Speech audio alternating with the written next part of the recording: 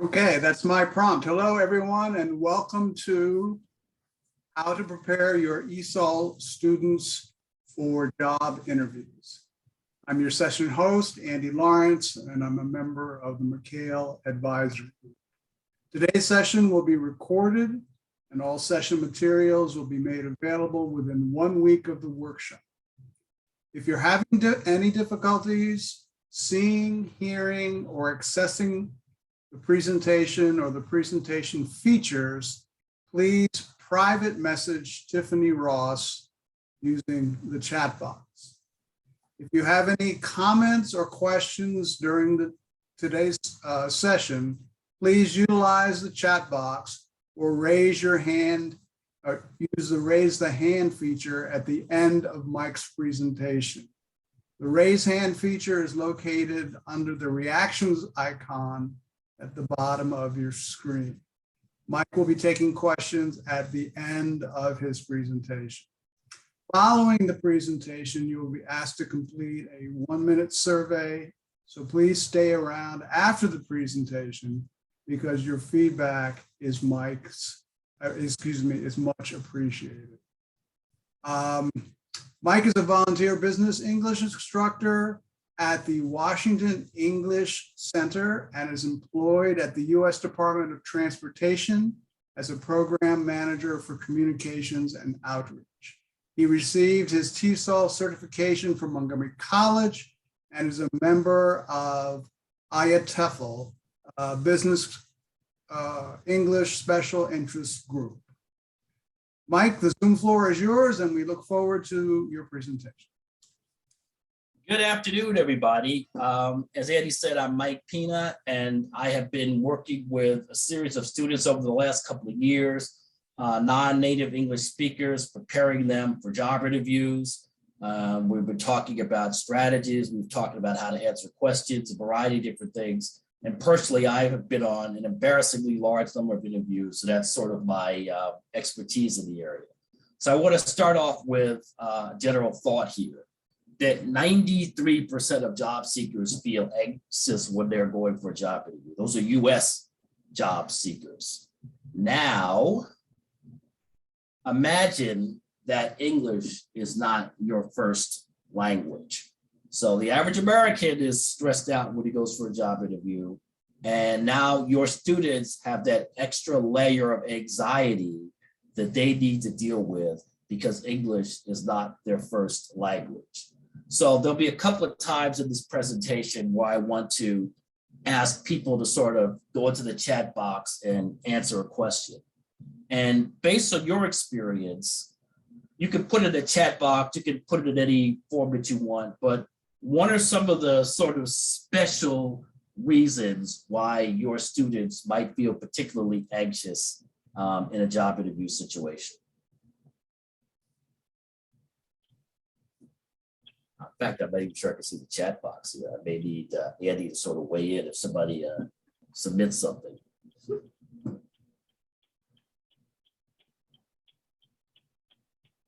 So I can support there, Mike, with some of the responses. We have they might not understand the interviewer, language barrier, in quotations, my English is not good enough, recall of relevant vocabulary, pressure.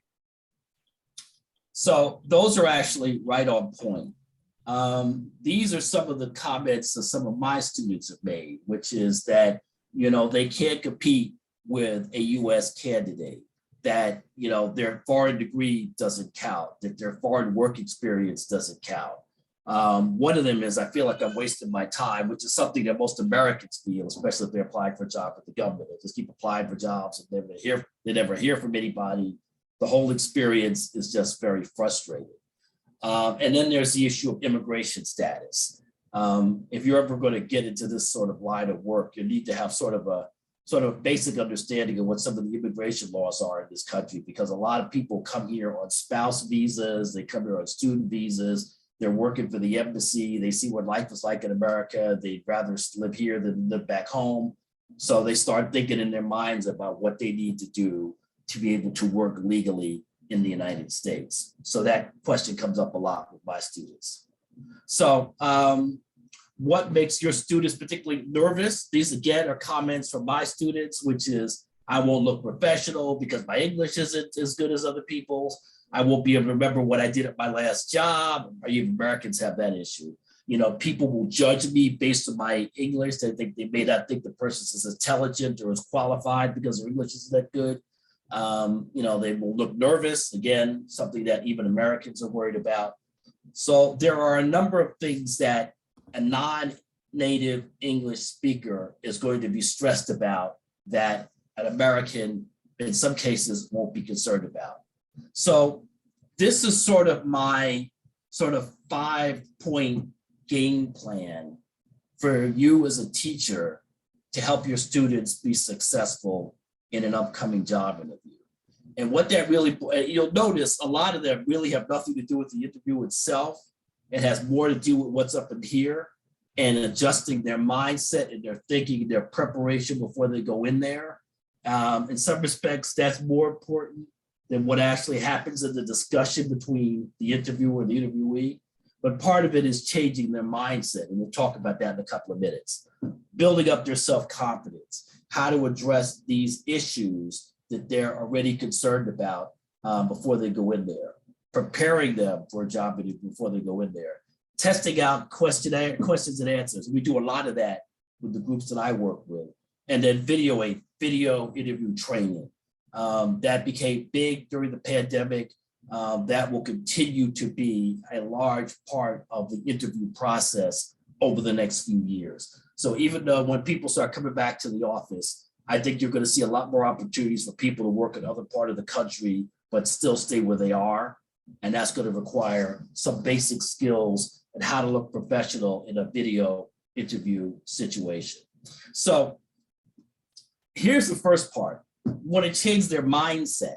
And an important thing, and this is sort of counterintuitive for a lot of people, but you got to help the students understand that their native language is a strength and not a weakness. According to the Census Bureau, only about 23% of Americans speak more than one language. And if you're an American, you can get by your life without having to learn another language, even if you're traveling overseas, even if you're conducting business with people in other countries, you know, even if you're in a place where people still are not speaking English, there are still translator apps and so on to help you out. You can have your text translated in English. So the average American, Canadian, Australian can get by pretty easily without having to learn another language. That's not the case for our students. In order for them to be successful in America, they're going to need to know another language. But the fact that they can speak another language in addition to English, even if that English is being developed, is a strength. It's not a weakness, because the advantage they're going to have is that they're going to be able to communicate in another language when they have a customer or a business person or a document or something that an experience that they can use that they've had to go through that one of their particular customers may have had. Having that other language is actually a strength. It's not a weakness. Personal stories make a difference. A lot of times the people who get the jobs are the ones who have the best story. I've got one of my students was very successful because he was from Colombia. His English was, I would say, intermediate. He was getting there. He interviewed for a job with an immigration lawyer. And the immigration lawyer situation was he was not fluent in Spanish. Oh, don't tell me my boss my video. I'll play with this while I'm still talking. So he said, let's hope this doesn't become a thing. So he was saying that this immigration lawyer did not speak Spanish, but in addition to that, he was working with a lot of people who would come to the United States. This student had just come to the US 2 years ago. He knew what it was like to come to this country and go through the immigration process and look for a job and adjust to housing and living and, you know, the whole English language where everything is English and not other languages. He had a personal story that he was able to leverage to help him to get the job, and he got it. He got it. Getting the interview is half the battle. I have to emphasize with my students all the time that the vast majority of people who apply for jobs do not get interviews. So the simple fact that they are calling you to come in for an interview is a huge success. And then authenticity is often more important than proficiency. There's a guy I heard speak years ago who talked about what he called the likability factor. And that meant that people would rather work with somebody that they liked and may not be 100% perfect in their job than a person who's great at their job, but they're difficult to get along with. So if you're authentic about your life and your experience and your challenges, that's going to make you more appealing to a lot of people. So building their self-confidence. I also emphasize with my students that the interviewer wants you to be successful. No interviewer is hoping you will come in there and fail. They want to hire somebody, they want to hire the best person. They're not the enemy. You guys are two partners working together so that both of you can get what you need. You get a job that you want, and the employer is getting somebody that they can hire that they like. Don't be overly concerned about the fact that English is not your first language. I tell them 30 seconds into the room, they'll know that English is not your first language. So don't try to pretend to be like the people, acknowledge that you're trying to get better, and acknowledge that you've got this potential language barrier that you're dealing with, but that you can use.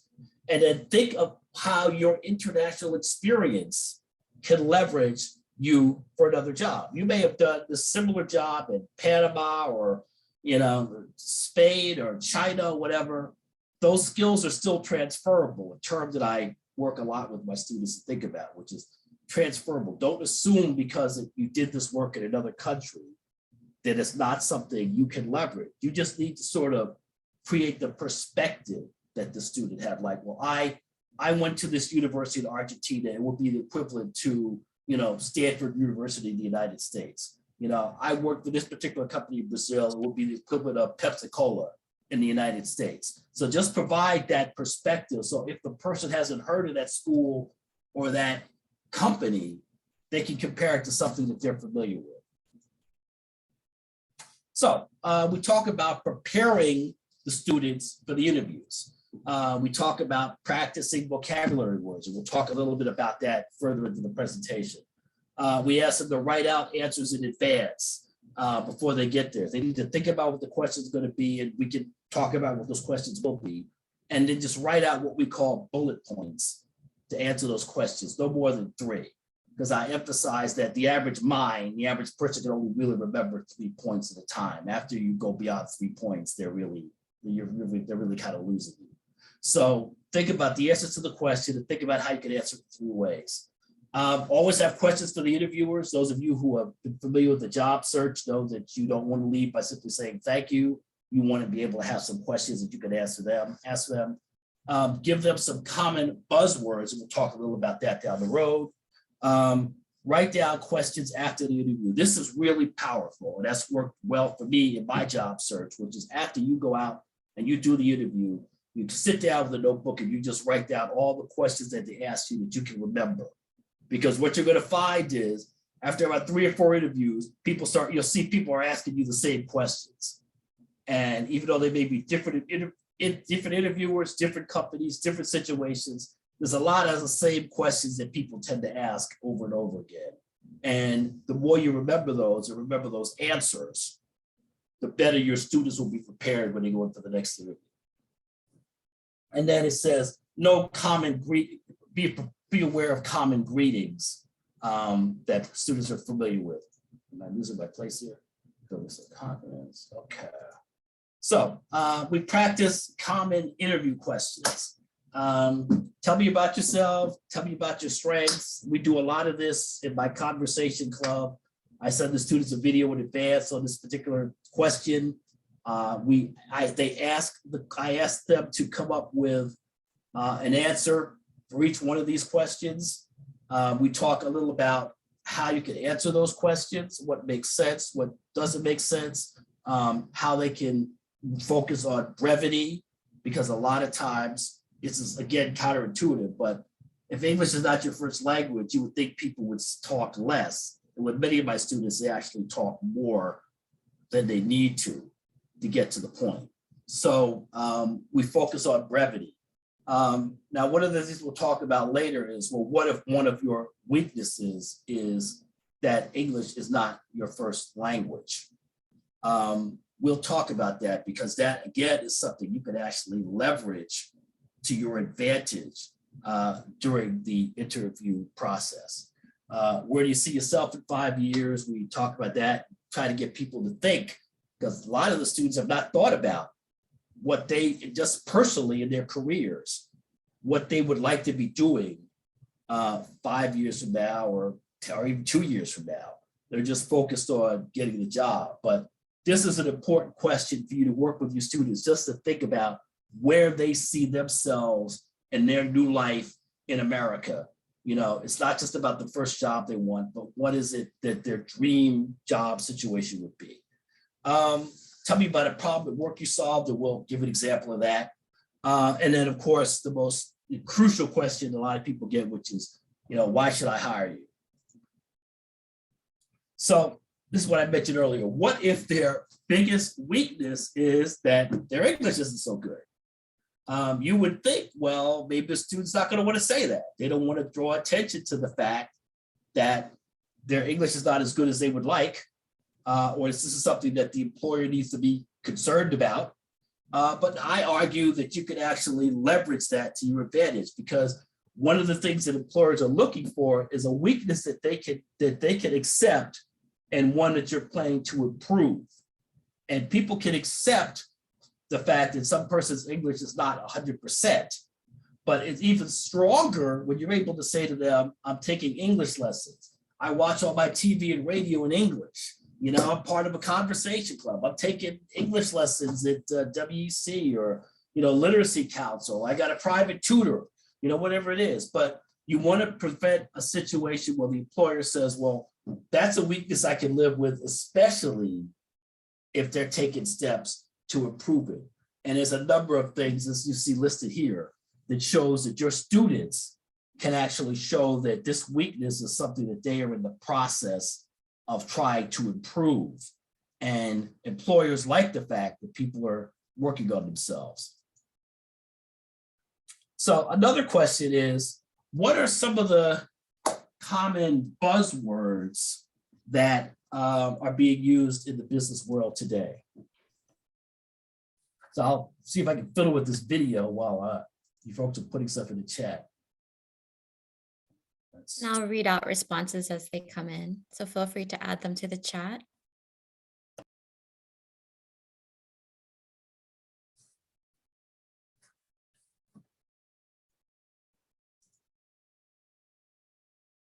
What's going on here? Phrase the question.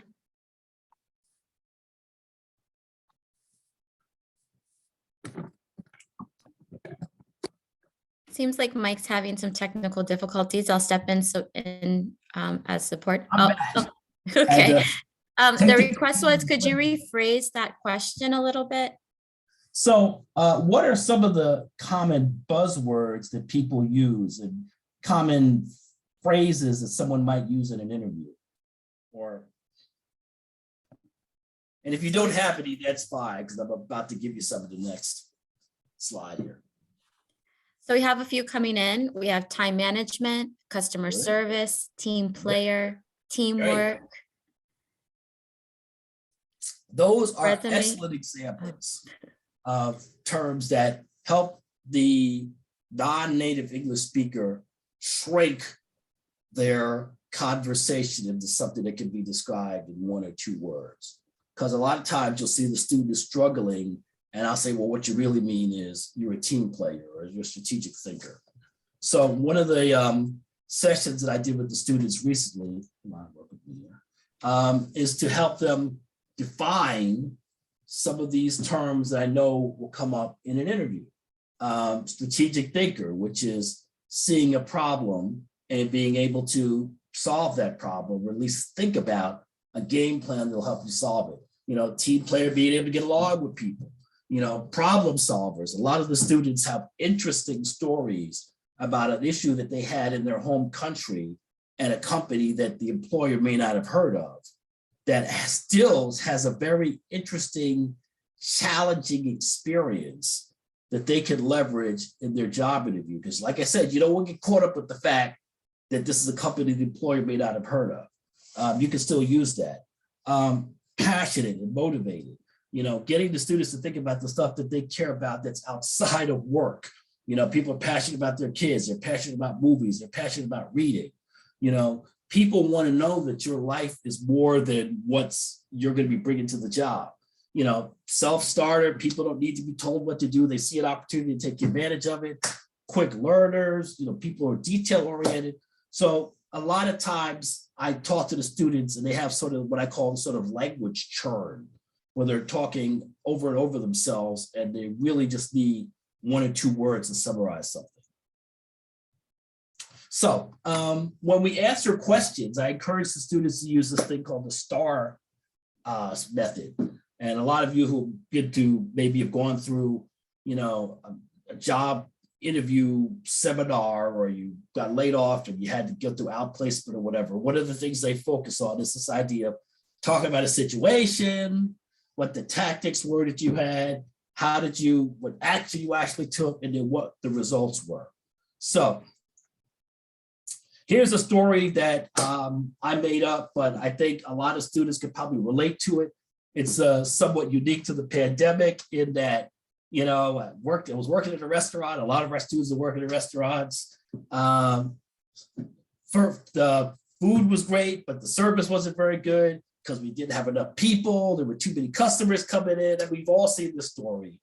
Restaurants are suffering. People do not want to work in some restaurants so much anymore because they're dealing with the public and people don't want to get COVID. So a lot of the restaurants are having trouble hiring people. They got to look at alternative ways to get their food out, make a living and pay their bills. They're working with these food apps, but the food apps take a huge percentage of the amount of money that comes in when someone buys food from a takeout operation. This is a story we've all sort of seen before, but this is an example of how a student could say, this was the situation, this was the tactics that I worked on, this is the response that we got. A simple story that's in 5 points that gets the point across to the interviewer. So another thing that we want to talk about a lot is, how to prepare for video interviews. This is, I wouldn't say it's growing, it's pretty standard nowadays, unless you have a job where you cannot work from home and you need to come in and talk to somebody face to face. But in general, what we are encouraging people to do is to see sort of the video interview as sort of a special situation, one where you have to have a certain considerations, I guess you would say, that are not a factor when you're talking to somebody face to face. You want to test your technology. You don't want to have the problems I'm having now. I can't get the camera to work the way it's supposed to. So you want to test that stuff out in advance. Determine what program you're going to use, because if they're asking you to use Zoom or Teams or whatever, you got to make sure that you have that application on your desktop. You don't really want to have to figure out just before the interview if your computer can work with Teams or Zooms or some of the other ones that are out there. Dress like you would have to dress in a professional environment. A lot of people like to do the shortcut just to the top of their body and leave the bottom with pajamas or whatever. I don't encourage that, but I know that's pretty common. Take notes during the interviews. Think about your backdrop. Think about elimination of noises. People have got kids now, they got dogs. You got to make sure that you can at least have some control over that environment. Some interviewers might think it's cute or interesting. Some might think that that's something you should have taken care of before the interview. So you want to prepare yourself to deal with the environment. Small talk. You need to have chat with the interviewer before you go in there. You need to chat when you're leaving. One of the things I like to do in this situation is put the students in breakout rooms, a common technique we use a lot now, and then just have them do introductory and closing small talk. How you doing? How's the weather? The ride here was pretty easy. Like your accommodations. Coming up with, I would consider, and this is important, authentic compliments, because people can see through you if you're not being honest about the positive comments you're making about them or the environment. So you want to focus on authenticity when you're giving people comments about the work office, or, I saw your article in the news, or I thought that was interesting what you put on LinkedIn, or, I saw something on your website that I thought was pretty fascinating. Don't try to wing it. Take a few minutes, look at the website. Most people will not do that, I emphasize with them. So the simple fact that you can say, I saw this interesting thing in your online press room, goes miles in terms of getting you a positive reaction from the interviewer. So since we're teachers, I would be remiss if I did not include a section here talking about how you can sort of incorporate the stuff that I'm doing into your lesson plans, your online classes, your in-person classes, situations where you may have been just sort of doing the whole prepare for the Q&A kind of portion, but you're looking for ways to sort of expand your repertoire of teaching options for students who are looking for jobs. So, one of the things I'll use is, using the chat box to spell out type for certain words for people. I think we all kind of do that.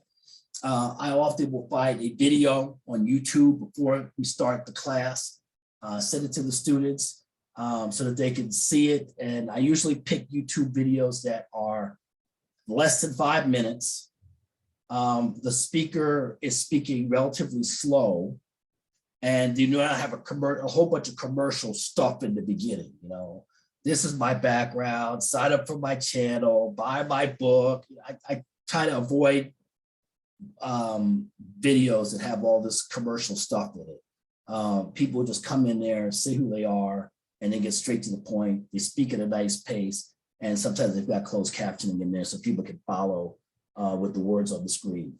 And then I talk about, visualization. So sort of the I would call it the secret or whatever, but people thinking about what it is that they would like to do and visualizing the interview going well, visualizing a good conversation, visualizing getting the job, and having them sort of talking about that in class. So it works on their conversation skills, but it also gives them that sort of psychological edge that they need when they're going to the interview, because they can see it in their head, the interview going well, and that makes them more confident. So again, lesson planning ideas. We talked about the YouTube video. We practiced the elevator speech. That's, a lot of you may have heard about this. The idea if you meet somebody on the street or in the elevator or on the bus or the train and somebody asks what you do, you're able to say to them in a succinct manner that, this is where I'm from, this is what I do, this is what I'd like to do, and this is how you might be able to help me if you have a job that might be a good fit for you. Nice and short, so people know in their minds if they see a job that they think will fit for you, because they'll remember, because, oh, I met this guy, he said he wants to be a head chef at a restaurant. I was just talking to somebody, they said they needed a chef or a sous chef. I remember this guy because he kept it short and to the point. I remember where I saw him. I'll see if I can connect these two people. We talked about vocabulary words, storytelling, again, taking stories from your home country that can relatable to somebody in America, that's relatable to the job that's involved, not getting caught up with the fact that my degrees from another place or my job's in another place, just get that behind you. Practicing the small talk. We talked about the mock interviews, writing questions to ask the interviewer. Again, you do not want to be saying, thanks for your time, hope we can work together. You like to be able to actually have some questions for the person to get a sense of whether this is a job for you. Researching the people, researching the company, looking at their websites, you have something cool to say. And then, speaking to the interviewer in an authentic, sincere manner, not trying to fake it. So I want to end with this is what I would call final thoughts. And this first one I think is kind of interesting because it always generates a robust discussion among my students. The idea that there's certain questions in America that people are not allowed to ask you. They're not allowed to ask if you have kids. They're not allowed to ask if you are married. They're not allowed to say, is your husband okay with you taking this job? You know, they're not allowed to ask how old you are. They're not allowed to ask where you from. You know, anything like that, you know, gay, lesbian questions, you know, sexual orientation, not allowed. And it's always, you know, generates an interesting discussion because particularly of our students who are from Latin America, these kind of questions are pretty common in their countries. And they are shocked that, you know, in America, and I guess in some cases, Canada and other countries, that these things are just not acceptable. And so one of the questions that will inevitably come up is, well, how do I respond to somebody who asks, you know, is my husband okay with me taking this job? Or do I have kids? Who's going to be watching your kids? Well, an American would probably answer those questions by saying, I think that question is not appropriate or illegal. Somebody coming to this country that's still trying to get their confidence up is probably not going to use that approach. They're more likely to, I would encourage them to say something like, well, I'm confused. How does that relate to this job? You know, or do you think that that is relevant to the job? Because I'm not seeing the connection. Or if they're not completely comfortable with that, you can say, well, you know, I'm in a job now, I've got kids, it's working out fine, and just leave it at that. Or I've got this job and my husband's fine with it, it's not an issue. I would prefer you use option one as opposed to option two, because people really shouldn't be asking that. Shorter answers are safer than long ones, because the more time you spend worrying, answering the question and dealing with some of that language churn, it's harder for people to follow, especially if English is not your first language. It's easier to just use the buzzwords. It's easier to focus on brevity, things like that. Also, you know, smiling is crucial. Some cultures, people don't really smile that much. They think it's not necessarily a positive thing. In America, warmth, smiling, friendliness, those are all things that people encourage us to do. It helps make you more appealing to the interviewer. It deals with that likability factor that I mentioned earlier. And then you want to practice. You can practice with me, your coach, the students, breakout rooms, friends, family, whatever. That is sort of the game plan to sort of prepare your students for them to be successful in job interviews. We also talk a little bit about making sure they've got LinkedIn profiles, making sure they've got professional email addresses. You know, just use your first name, last name, and Verizon or AOL or whatever. You know, just making sure, just dealing with sort of the stuff, sort of tinkering around the edges to make sure that people are as professional and as reliable as possible. And then I like to end with this sort of funny quote here. So I think we may have more time than anticipated, right, Tiffany? You're pretty good on time. So if you'd like to open the floor for Q&A, that's. So yeah, I'm happy to take questions from people. Okay, I'll support you here in the chat. So we have a message from Francesca O. Good afternoon, this is Francesca. Thank you for this presentation. I would add about the importance of encouraging students, interviewees, to follow up after the interview with a professional email saying thank you to the interviewer or interviewers. I would encourage people to do that. I've heard people who've given sort of mixed reviews on that. You know, the follow-up interviews are becoming less, the follow-up thank you notes are becoming sort of less and less relevant. People have made up their mind, and whether they give you, when you send them a thank you note or not, it's not really going to push you over the edge, but it is the appropriate and courteous thing to do. One of the things that you probably don't want to put too much emphasis in right now is using the thank you letter as sort of a second bite to the apple. You know, sending the thank you note, and then including a whole bunch of stuff that you already mentioned in the interview. I think that technique is becoming a little bit more sort of played out. I think a simple, courteous, thank you for your time. I know you're busy, acknowledging the fact that people did not have to meet with you, acknowledging the fact that a lot of people did not get interviews, and the simple fact that they selected you is a good courtesy and something that you should recognize, and adding something like, I hope we'll have a chance to work together in the future in some way. Because you may not get the job, but you may end up getting a job somewhere else where you're working with this person. You may end up becoming a consultant.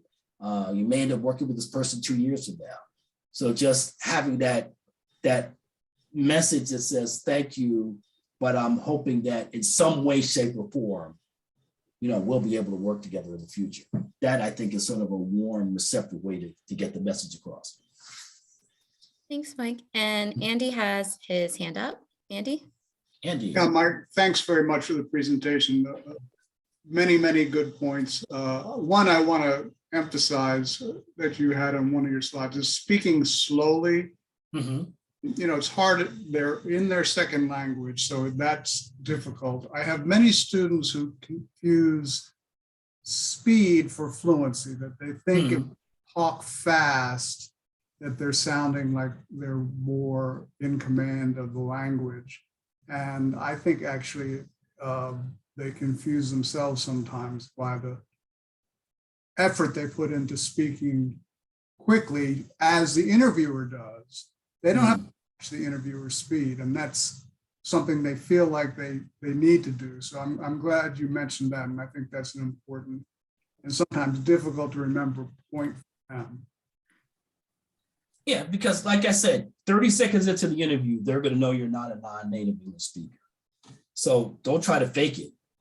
Just make the effort to get your point across as slowly and as clearly as possible. We have another question in the chat. And you did refer to this earlier. Should students prepare some sort of elevator speech? So maybe you could provide a little bit of guidance around that. Well, yeah, I think you want to keep the elevator speech for networking opportunities. You may be at a reception, you may be at a family event, you may be in an elevator. But the point of the elevator speech is for you to sort of summarize what you've done and what you want to do in a few sentences so that people will remember you. That's the person who wants to be a journalist, who wants to be a cook, who's trying to get into grad school. That's the person who is from the Ukraine or whatever. 2 or 3 memorable things that people will remember about you. So if they see an opportunity, they'll think, well, oh, that's right. That's the guy I met. So, at this restaurant, or at this other job I was at, or at this other business I was at, let me send that person a job. I'll give you an example. I met a woman at a reception. I remember almost nothing about her except the fact that she wants to become a community planner. And the office that I work at, it seems like every 2 weeks they're sending out an email for a job somewhere in the country where they need somebody to be a community planner. And I forward this woman emails all the time. I don't even know if she's got a job or not.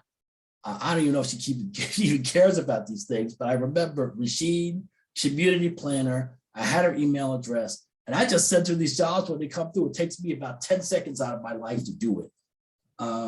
And that's sort of the importance of an elevator speech, somebody associating you what it is that you want to do, and they have your business card so they can contact you in the future.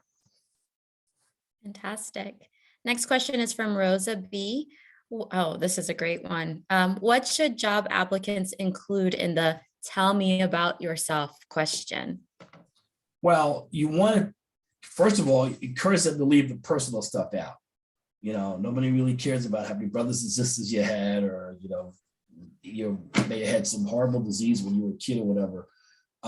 You want to basically focus on the stuff that you're doing that relates to that job.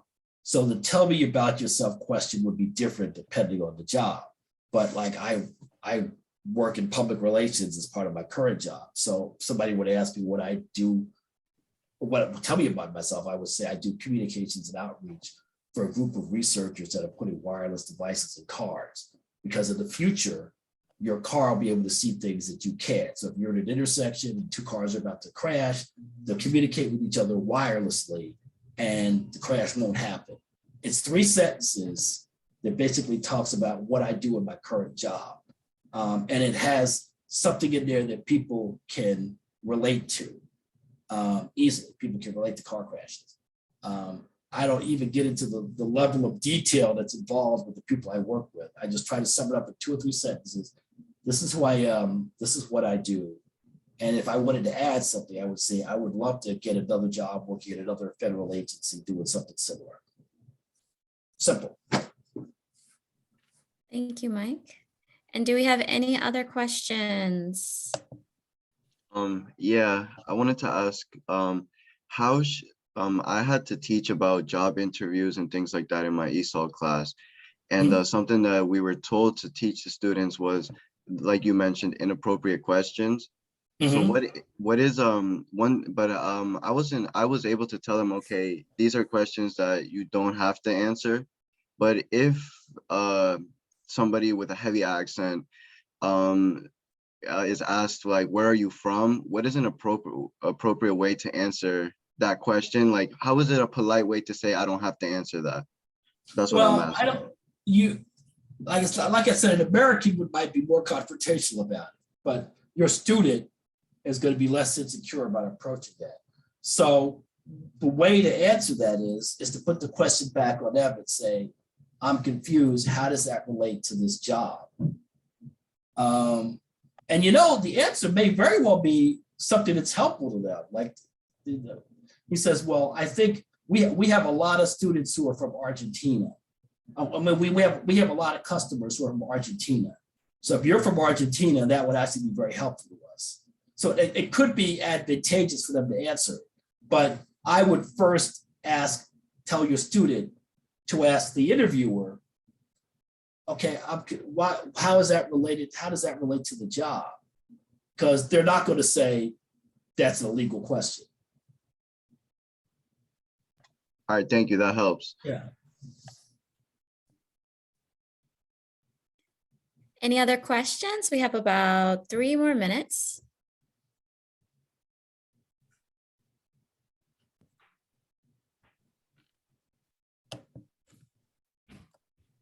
I will take that as a no.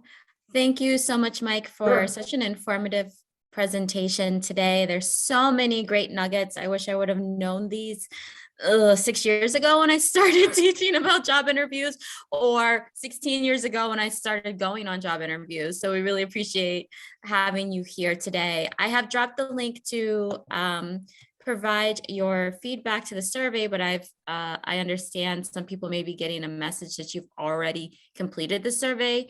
So we're going to work on editing the survey so that you can provide your feedback for the session. We definitely want that. So if you're not able to now, look forward to future sessions and we'll be able to have you share your reflection on this survey. So we're actually going on our lunch break next. So if you give me 1 second, I will drop a link here in the chat and share my screen as well.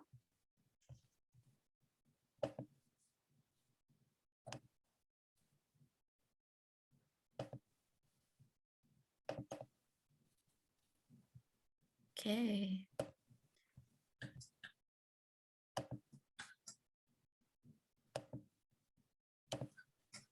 All right. So as you can see here, we'll give it a second to load. From 1:40 to 2 o'clock, we have a lunch break. So you can feel free to go have lunch on your own. If you had registered for this conference before Friday, the 11th, you would have received a little special something in your email from DoorDash for your lunch today. If not, and you feel like you registered before then, you didn't receive your DoorDash lunch, please let us know. Following our break from 1:40 to 2, please join us in the coalition room. I dropped the link there, or you can visit your program, your conference program, and just click the blue link to the coalition room. We have an exciting keynote address coming up from C. Marie Taylor. And then directly following that, you'll have a brief speed networking opportunity. And then we'll transition to our other key feature, a learner panel featuring adult ESOL learners who will be speaking about their experience in ESOL and in Montgomery County. So we're really excited about those. So we look forward to seeing you at 2. Thank you so much for joining us. Yeah. Have a Thanks, great day. everybody. Thank you. Thank you. Mike, Uh-huh. are you still there? I wanted to I'm just here. ask you just a really quick question. I am teaching an advanced class, and